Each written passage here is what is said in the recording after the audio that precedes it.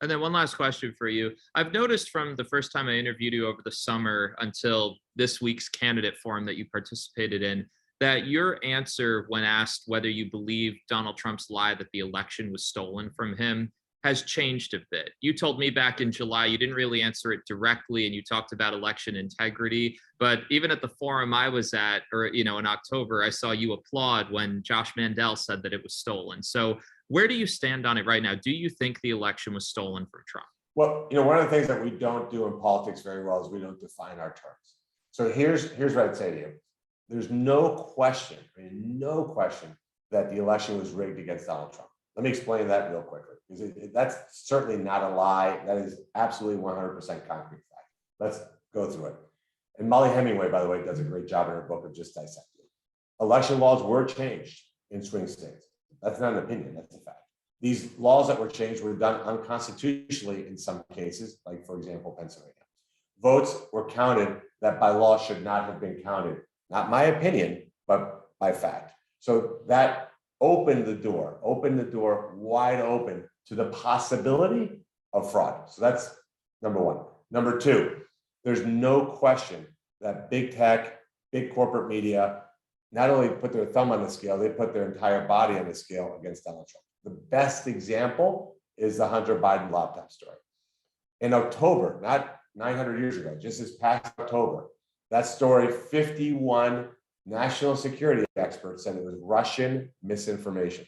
We know today that that story was 100% factual, and in fact, every day getting worse. $30 million from the Chinese, a giant diamond ring. That happens to me all the time when I travel, by the way. I get people who drop off $30 million in giant diamonds. It's really, really a problem. So we know that that happened. We had voter suppression polls. Biden was going to win by 12 points, 13 points, 14 points, 15 points. Certainly not the case. There's 45,000 votes in 5 states. So those first 2 buckets are unequivocally clear that the election was rigged against Donald Trump. The third bucket that's harder to prove, that we have not gotten to the bottom of, is when we opened that door to fraud, did fraud occur? We know it did in some numbers. That's not a debate either. That did happen. We just don't know, was it 1 vote or was it enough votes to tip the election? The part that we don't have a crystal answer on that is that last bucket. Certainly a lot of things don't smell right. And one of the things I would like to see is all of us, I don't care if you're a Democrat, Republican, media, candidate, voter, somebody just sitting in their porch chair retired. We need to get to the bottom of it. We need to understand what happened, and not to change the outcome necessarily, but to actually understand, how do we prevent this from ever happening again? If you look at this idea of a stolen or rigged election, this is not new from 2020, Taylor. As you know, because you're a student of history and you're very adept. The first person that I know of that ever used that terminology was Terry McAuliffe in the 2000 election. He's the first one that says this election was stolen from Al Gore. Remember that? And then right up to and including Stacey Abrams, right up to and including Hillary Clinton, that still says the 2016 election was stolen. We cannot have Americans saying that our elections were not correct. So that third bucket, we need to have curiosity about that. I think the media is too quick, and I'm going to be critical here, to say it's a lie. We don't know if it's a lie. We don't know what actually happened, whether there was enough fraud or there or not. We 100% know the other 2 things that I said. Rules were changed. We had big tech and media suppressing positive news. I mean, think about it, the vaccine story. The vaccine was announced the Sunday after the election day. You think that a week earlier it wouldn't have changed 45,000 votes in 5 swing states? We can't have that. It's not good. It's destructive for our democracy. So based off everything that you just listed, does that mean that you disagree with the Justice Department under President Trump saying there was no widespread fraud, with the Republican appointed judges at federal courts and the Supreme Court, Republican appointed election officials across the country, all who have said there was no evidence that they could find that the election was rigged or stolen, or that, why something happened on a widespread scale that could have altered the outcome? Do you disagree with all of them? Well, remember, the first 2 buckets, nobody disagrees with that. I mean, right? The rules were changed. That's unequivocal. Now, people can argue as to why was it done because of COVID. That's not up for debate. The second bucket, like I said, the Hunter Biden laptop story, that's not up for debate. The suppression polls, that's not for debate. Even 2 or 3 days before the election day, people were saying Trump was going to lose by double digits. I mean, that's fact. That's not debate. The only question is, when you open the door to fraud, was there enough fraud that would have changed the results of the election? No case before any judge has answered that question. What the courts have done is ruled that that had to go back and basically saying there's no case to be made here because the election already happened. Judges are humans.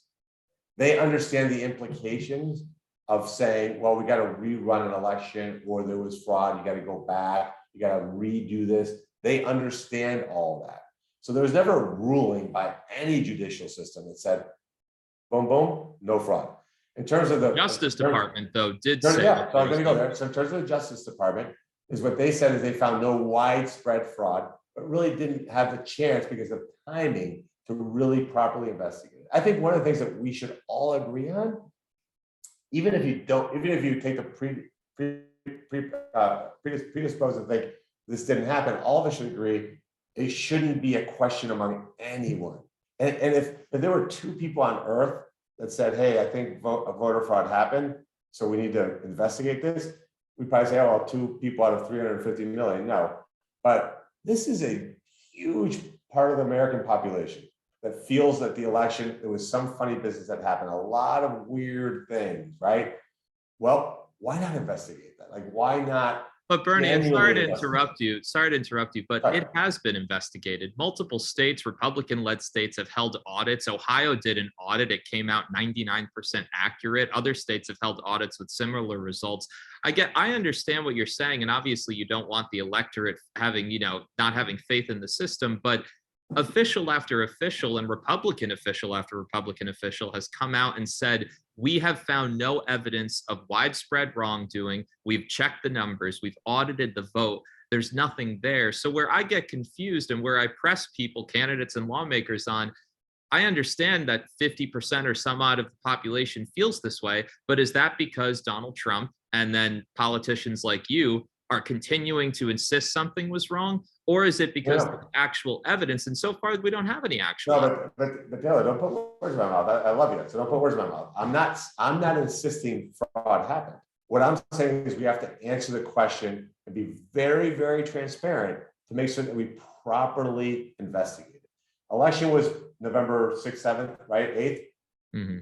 President Trump's Justice Department was there for 2 months. In that 2-month period of time, there was not enough time to do a proper investigation. Biden has shut all that down. In terms of Ohio runs an election where at the end of every election, as you know, they take the paper ballots and compare it to the machine ballots to make sure they match. But they don't do that to 100% level. They do a statistically significant sample size. Some counties should have the option, if the people in those counties decide, to audit instead of 5%, 100%. There's nothing wrong with that. Listen, in my business, if I ever had a client, Taylor, that said, hey, I think I overpaid you, I would say, no, you didn't, you can't check. I'd say full transparency. Come in and take a look at everything. Take a look at every stitch of paper, every document that I have until you're totally and completely satisfied. And remember, I think you're being a little harsh on conservatives because Terry McAuliffe used that word in 2020. And there was after recount, after recount, after recount, after recount. You remember that, right? Hanging chads and all that stuff.